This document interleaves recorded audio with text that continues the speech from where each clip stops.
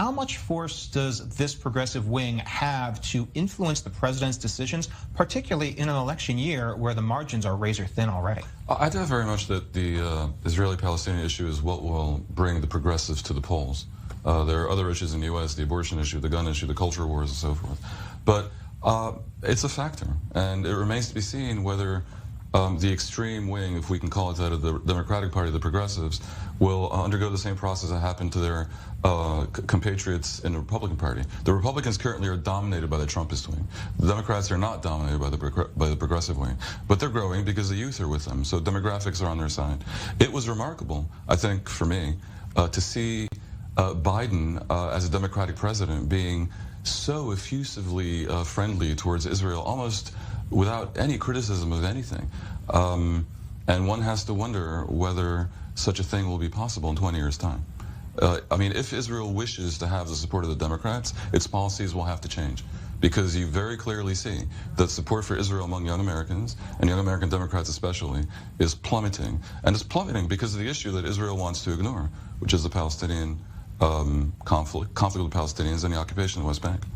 The nature of the international perspective upon this conflict, I think, will change in coming years and certainly decades, from one that is focused on a two-state solution and a partition of Palestine towards a democratic issue where it'll be about civil rights, and the world will start viewing the West Bank as indeed inseparable from Israel by Israel's own device, having stupidly blundered into the situation, and will demand not just annexation, which is seen today as like a right-wing thing. It'll be a left-wing thing. The world will demand annexation and giving the Palestinians the right to vote precisely because partition will have become impossible due to the settler movement in the West Bank. Well, I would venture to say there's a lot of creative solutions that might come into play that we can't even think about right now.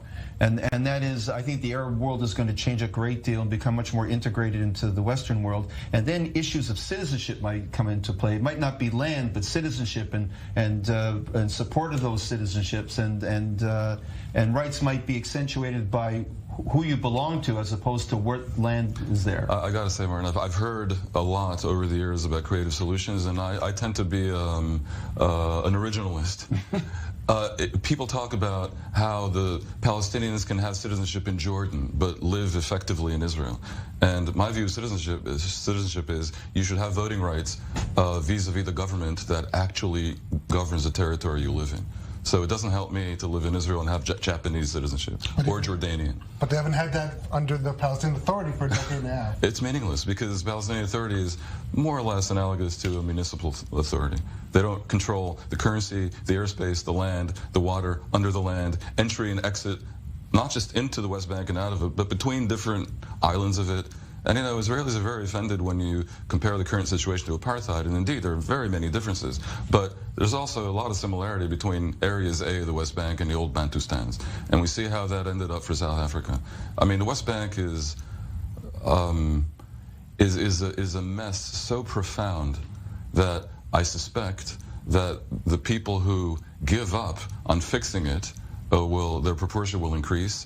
And if you give up on fixing it, there's only one way this goes, with all due respect to the creative solutions, and that is one state where everyone has equal rights. Where do all of these nations really stand in this grand geopolitical game that America seems to be playing with its rivals right now? And which part of this is a real focus and which part of this is a sideshow? I mean, the Palestinians are obviously a sideshow. And I think in that regard, they're paying the price of, they basically negotiated themselves out of relevance by refusing Israel's best peace offers over a decade ago. And the rest is just basically demographics playing out.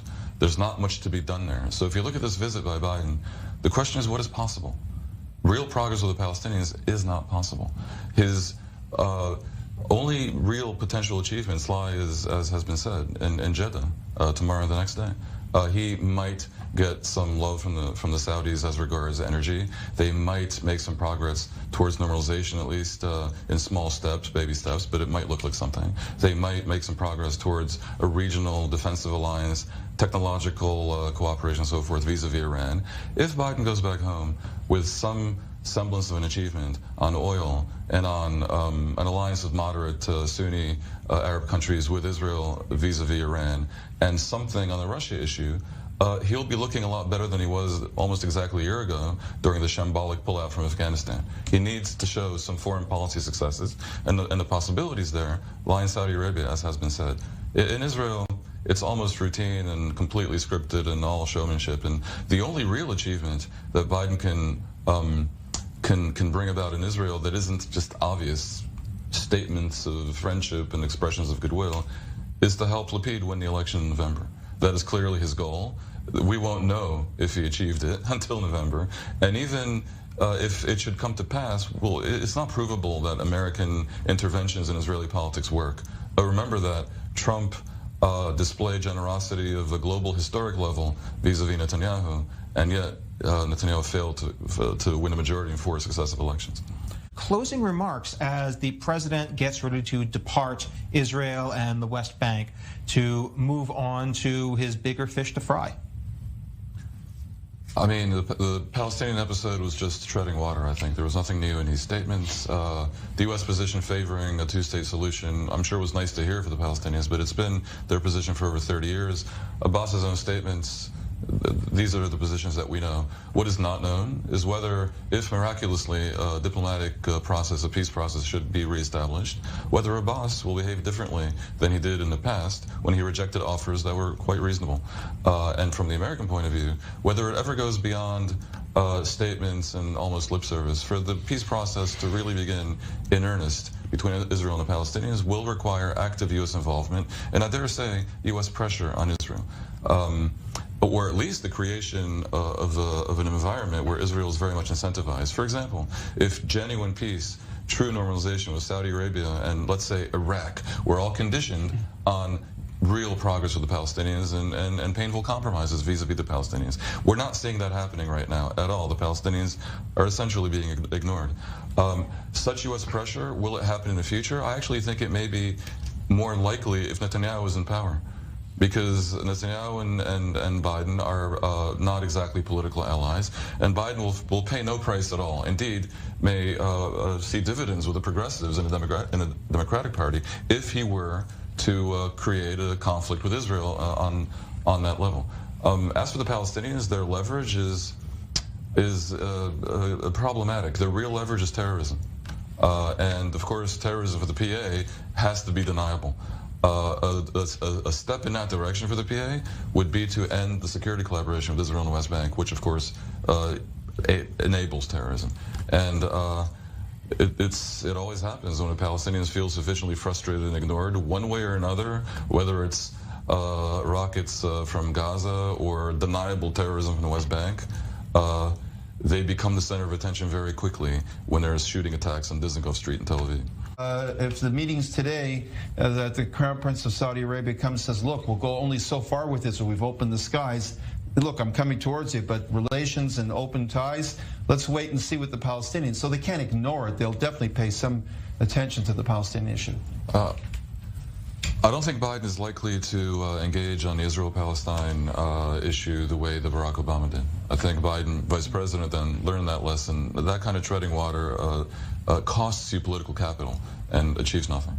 So the Israel-Palestine thing will be relevant only in as much as it's part of the wider Middle East equation. And, you know, if the Saudis and others reinsert it into the bigger strategic picture. But, you know, I've heard about U.S. pivots away from the Middle East for about 20, 30 years now.